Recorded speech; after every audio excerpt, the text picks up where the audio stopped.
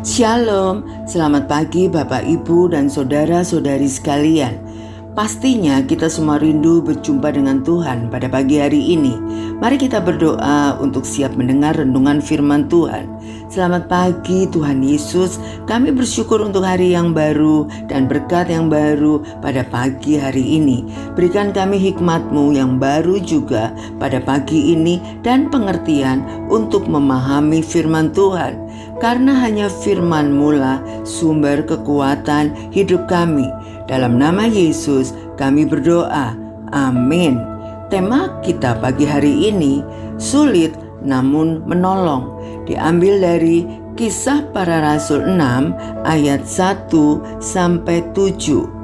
Pada masa itu, ketika jumlah murid makin bertambah, timbullah sungut-sungut di antara orang-orang Yahudi yang berbahasa Yunani terhadap orang-orang Ibrani, karena pembagian kepada janda-janda mereka diabaikan dalam pelayanan sehari-hari. Berhubungan dengan itu, ke-12 rasul itu memanggil semua murid berkumpul dan berkata, "Kami tidak merasa puas karena kami melalaikan firman Allah untuk melayani meja. Karena itu saudara-saudara, pilihlah 7 orang dari antaramu yang terkenal baik dan penuh roh dan hikmat, supaya kami mengangkat mereka untuk tugas itu, dan supaya kami sendiri dapat memusatkan pikiran dalam doa dan pelayanan firman." Usul itu diterima baik oleh seluruh jemaat. Lalu mereka memilih Stefanus, seorang yang penuh iman dan Roh Kudus, dan Filipus, Prokorus, Nikanor, Timon, Parmenas, dan Nikolaus, seorang penganut agama Yahudi dari Antiokhia. Mereka itu dihadapkan kepada rasul-rasul, lalu rasul-rasul itu pun berdoa dan meletakkan tangan di atas mereka. Firman Allah makin tersebar dan jumlah murid di Yerusalem makin bertambah banyak. Juga sejumlah besar imam menyerahkan diri dan percaya.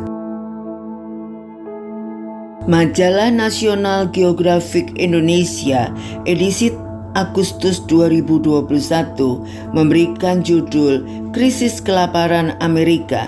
Berita yang disajikan tentang orang yang kekurangan pangan di Amerika semakin meningkat. Namun dalam situasi seperti itu tetap ada dermawan dan tetangga yang menjadi tali penyelamat hidup dengan memberikan makanan kepada yang berkekurangan. Kisah Para Rasul 6 ayat 1-7 menuliskan tentang pelayanan para rasul yang terus berkembang, tapi para rasul dinilai alpa memperhatikan para janda yang mengalami kekurangan ekonomi. Ini bukanlah sesuatu yang mudah untuk dilakukan karena kekristenan saat itu belum serapi gereja saat ini. Saat itu kekristenan termasuk sekte yang dimusuhi, namun justru mereka rela menjual harta mereka untuk dibagikan kepada komunitas dan sesama. Sekalipun dalam situasi seperti itu, pelayanan untuk para janda tetap dipedulikan. Karena itu 7 orang ini harus memenuhi persyaratan, terkenal baik, penuh roh dan hikmat, agar apa yang dipercayakan pada 7 orang ini diberikan sepenuhnya kepada para janda yang membutuhkan, dan mereka dilayani dalam pengajaran para rasul dalam pertumbuhan rohani. Kisah ini mengajarkan kita sebagai anak Tuhan dan organisasi gereja untuk tidak abai dalam pelayanan diakonia di tengah situasi yang tidak mudah saat ini.